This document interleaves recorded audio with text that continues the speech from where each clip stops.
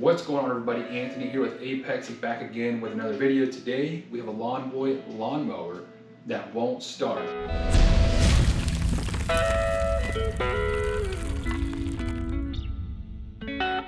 So this mower was given to me, so I'm gonna go ahead and get it going. It's an older mower, I would say maybe 15 years old or so, but it's in great condition.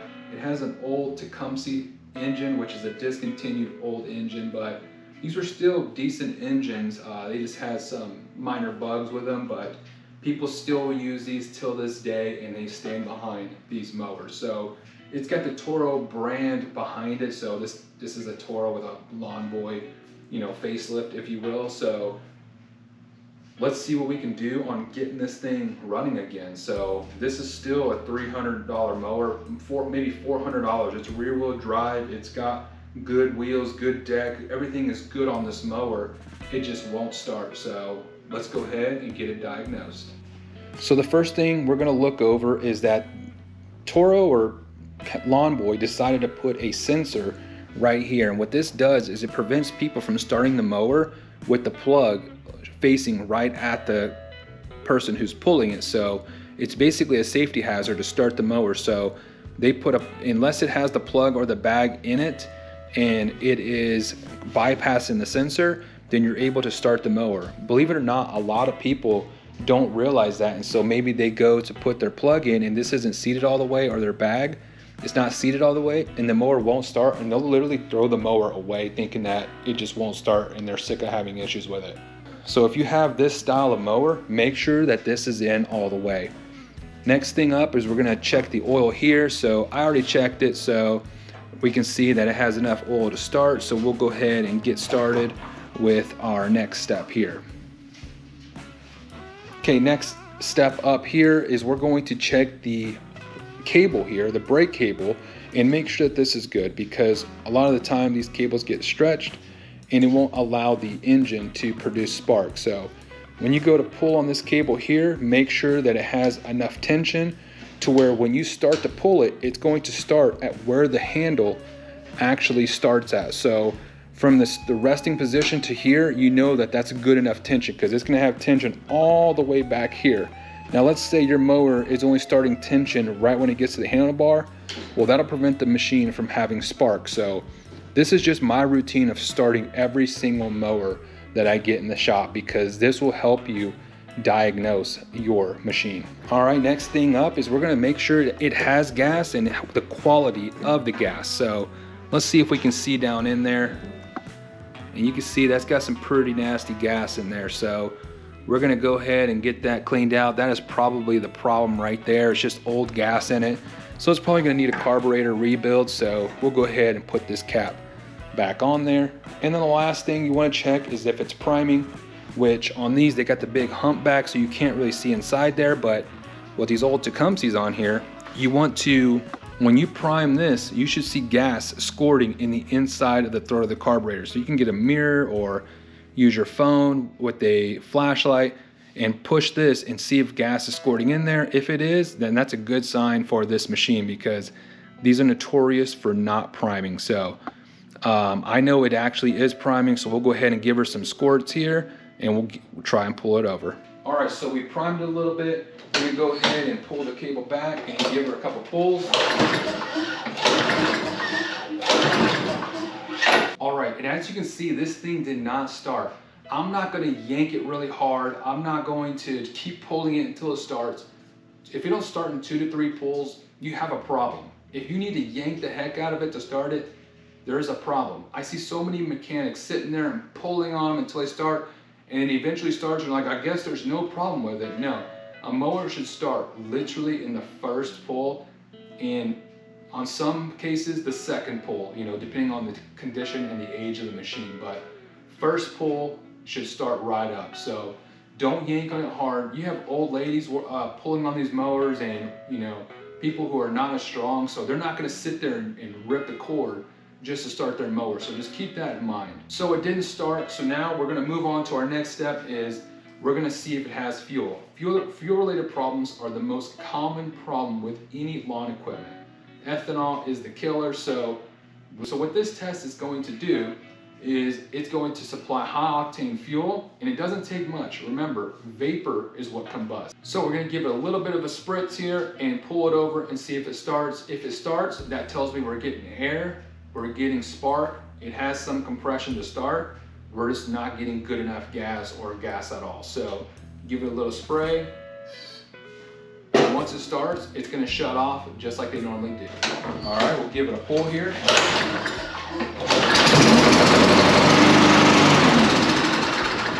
All right, now as you can see, it started and it shut right off, which tells me we're getting fuel, we're getting air, we're getting spark, and we're getting compression. But since it ran and died, that little bit of fuel, that high octane fuel from the brake cleaner, made the machine start right up. Just remember that, make sure you're using something that is flammable, because they do make non-flammable brake cleaners and different sprays. You know, you can use ether. I don't recommend ether. I think it's too harsh and too hard of a startup for something that has been sitting for a good period of time. So let's go ahead and start tearing this carburetor apart.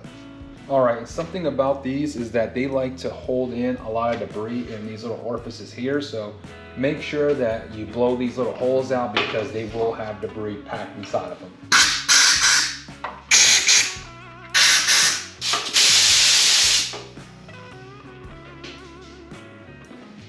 Then take a socket, put it down in there, and spin them off.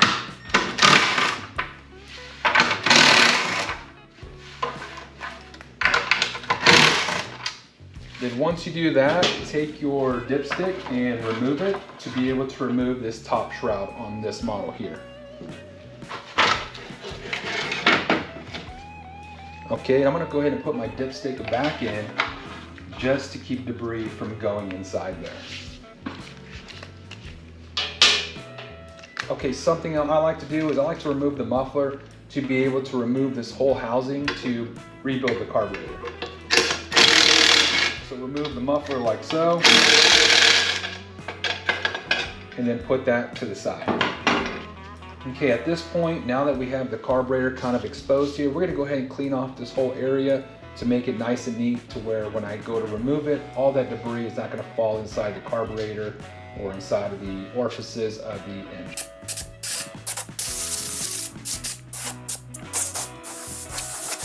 Okay, I'm gonna go ahead and hit it with some brake cleaner here just to get it nice and cleaned off. Get all that gunk out of there. And then we'll hose it off again. This can get on the deck. It's not gonna hurt the deck at all. You just don't wanna let it stay there and marinate into the deck. But we're just gonna give her a quick hose down. And it's just kind of a rough cleaning.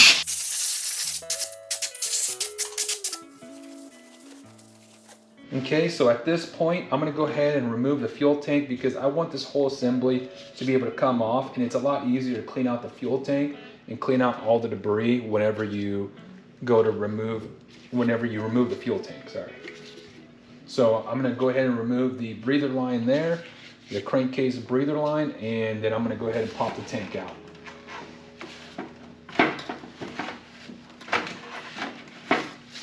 One tab and then the other. Like so.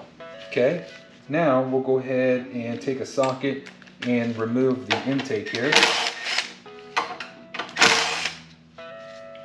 And at this point, the carburetor is now free, so I'm gonna go ahead and remove those two screws. There is a gasket here. Try not to break it, but if we do, we can just replace it. It's no problem at all. So just take a small hammer and give it a little love tap, like so. And the gasket stayed intact for the most part. A small break right there, so we'll go ahead and replace it. It's no problem at all. So then this one linkage here, the governor spring linkage, goes to the bottom hole, and then the other one goes to the top hole. So keep that in mind. So it's just gonna hook in like that, and now I have the whole assembly nice and free. So now I'm gonna go ahead and remove the throttle arm here, and then remove the governor spring and arm, and just leave them on the mower while I go ahead and remove the fuel line and clean out the fuel tank, and then clean up the carburetor and then rebuild it. So these are kind of a pain to work on, honestly, because you have to do all this just to rebuild the carburetor. But in the end, this is gonna make me $250 when I go to sell this mower, because of the brand that it is and the quality that it is. Okay, so now let's go ahead and remove the fuel line here. Let's take some pliers here and grab this little clamp down in here if you can. You might need a little small screwdriver, but grab the hose clamp like that, slide it up, and then we'll go ahead and get this carburetor removed. It might start leaking some gas, that's no problem. That's what's in the carburetor because I have it at an angle here. So take some pliers here and remove the fuel line like so. So I'm just going to leave it upright like this. That way the gas will stay in there and we'll get that cleaned out here shortly. But right now let's focus on the carburetor. All right, so now we're gonna go ahead and remove the intake from this thing. Simply hold your finger on the nut there. It has like a little flange on it to keep it from spinning. And then unscrew the 2 bolts. The gasket is broken, so we're gonna go ahead and replace that gasket, no problem. And then let's remove the air filter housing as well.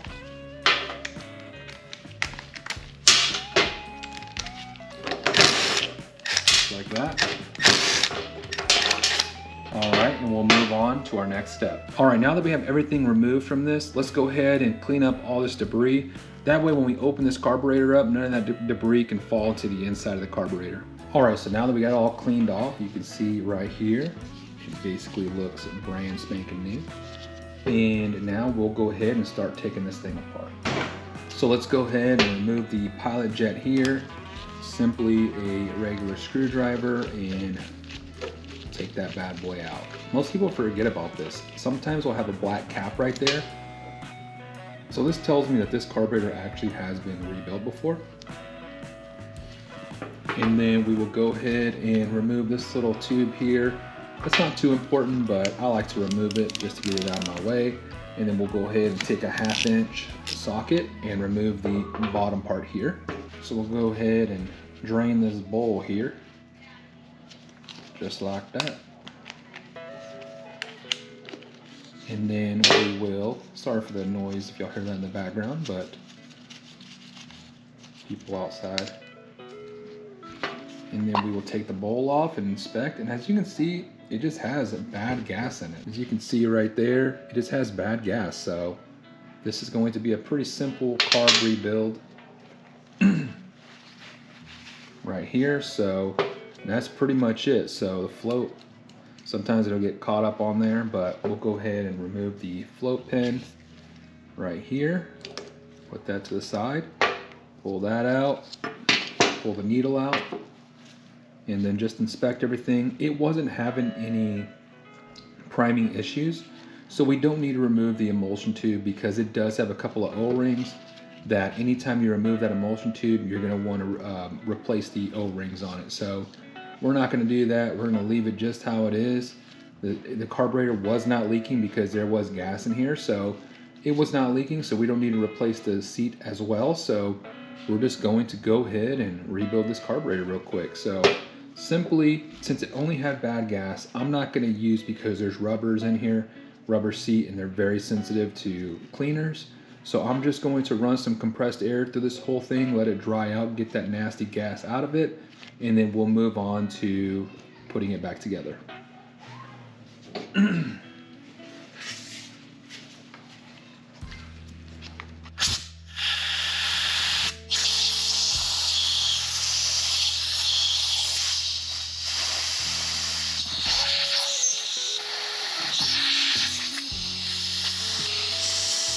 I'm just using some light compressed air.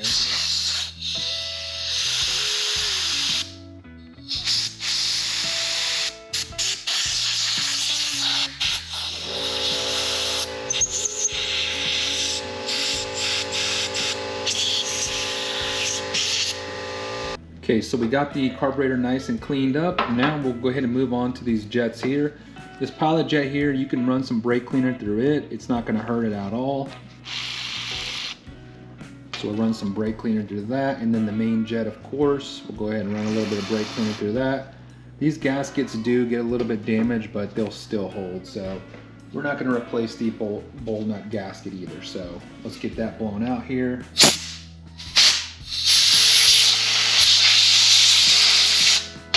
Okay, and then this.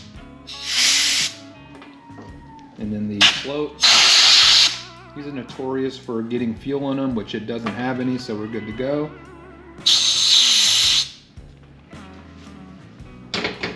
And let's go ahead and start putting this thing back together. And we'll start with the pin here, the needle and float valve. Slide it on there like so. And then we will put it in place here. And then take our pin here and put that back in there like so. Just slide it on through. So it should look like that. Okay, and we're gonna go ahead and clean out this bowl here. Not a whole lot of debris or anything in there, so it should be good to go.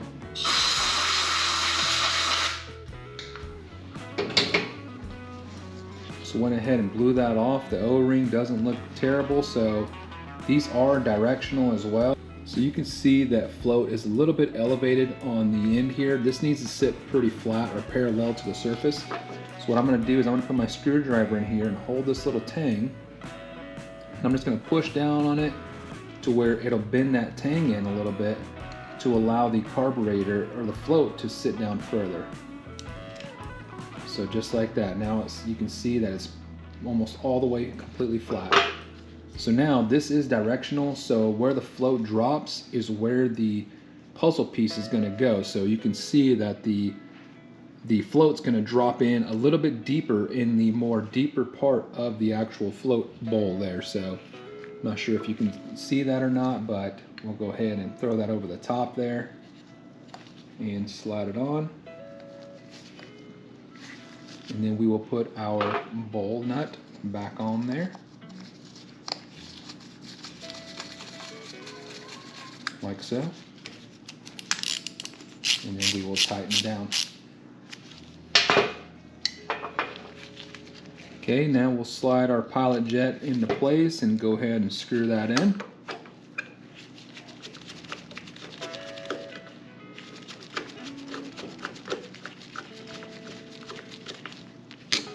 Alright, and then we'll go ahead and stick our tube right in there, like so. So I went ahead and made my gaskets off camera. You can see them, they're right there. And we'll go ahead and bolt our intake back onto this thing. So we'll go ahead and put our intake on like so. And run our bolts through there.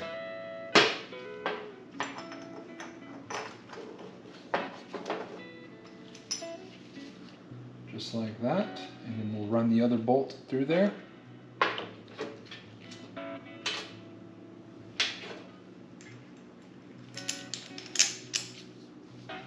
Okay, put our nuts on the back side here.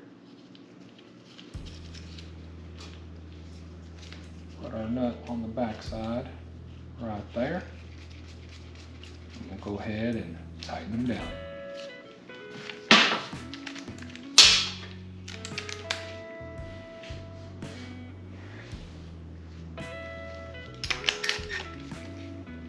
Make sure this little tang here is in the right spot, so I'm just going to hold it right there. Tighten that one down right there, and there you go. Looking good as new. And I went ahead and made this gasket here as well, so we'll go ahead and put that in place there, and then we'll put our bolts through it. Okay, but first let me clean out this gas tank, get this thing all nice and new again, so we can put fresh gas in it and let it rip. All right, I'm gonna go ahead and bolt on I'm gonna go ahead and install the fuel line here onto this, and we'll go ahead and slide our hose clamp back on up there. And then we will put on our intake here, our two small screws. Make sure that this O-ring is still in there, so the O-ring is still in place. We'll go ahead and bolt this back up. Both sides.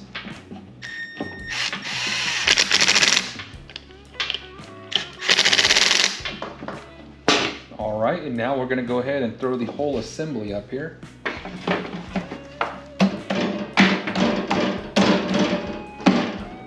Like so. Now we're going to connect our linkages here. So we'll go ahead and slide our linkages on. I'll hook the spring into that little tang right there. And how you adjust the RPM on this Tecumseh is you bend this little arm forward or back. forward for more RPM, back for less RPM. We'll go ahead and get this linkage nice and clean. Now this oil seepage is very normal on these Tecumseh engines. It's not gonna hurt anything. This is years of seeping, so it's kind of like an old Jeep, you know, they just tend to leak. We'll hook our linkage into the top here on the governor arm. So I'm gonna go ahead and find that little hole in the top. There's two different holes, so one for the arm and then one for the spring. So we'll go ahead and connect this in to our plate here. Actually, I'm gonna hook this in here first. Oops. Just like this. That there first, and then we're gonna hook this on here. And then we're gonna put our one with the spring connected, we're gonna put that into the bottom hole of the governor arm. So hopefully y'all can see that very well because it's kind of hard to see in there. And now we're gonna put our gasket on here. So we'll put our bolts through our intake here, like so. One bolt and two. Okay, and then we'll just thread these bolts into here. Make sure your linkages are still in place, which the bottom one came out. It's pretty normal. I'm trying to do this while leaning back so you guys can get a better view, but it's making it a little bit more tricky, but no worries. We'll go ahead and get that thing bolted into place there.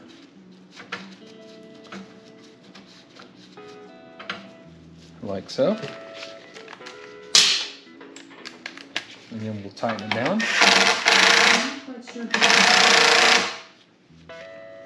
And then we'll go ahead and connect our breather tube right there. Make sure everything moves nice and free. Still does. And now we'll throw on our muffler. And something I like to do is put a little bit of Loctite on the threads of the muffler because these are notorious for backing out. So I use a little bit of blue Loctite, and always be careful putting these screws in because they do tend to strip out. So just be careful on how you put these in. On this, I'm gonna have to lean in a little bit. So just let me get them started and then I can let you guys get a better look at this. So hand thread at first and then screw them in. Make sure they go in evenly. Just like that. Okay, now we'll move on to putting the shroud on, putting some gas in it, and keep on going. All right, we'll go ahead and put some gas in it here.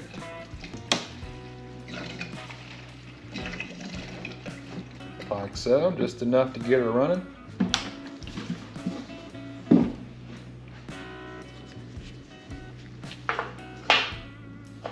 We'll put our gas cap back on it. Now let's go ahead and remove the dipstick so we can put our shroud back on. Like so. Slide that bad boy over.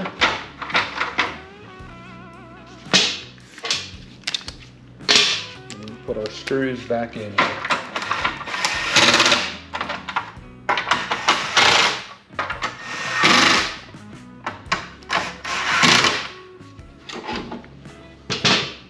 Okay, now we'll put our dipstick back in.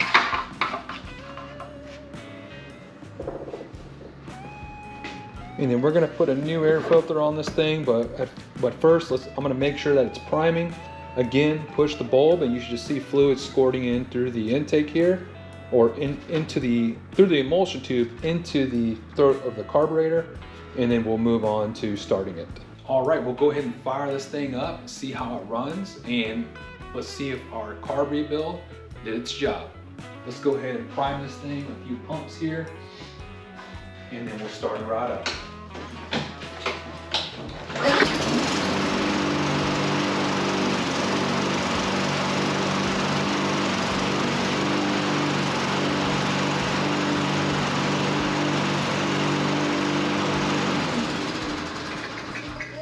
There you have it. Ran just fine.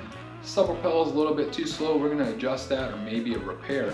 You'll find that in the next video, but for now, that's all I got for you guys today. Thank you guys for watching. We'll catch you guys next time.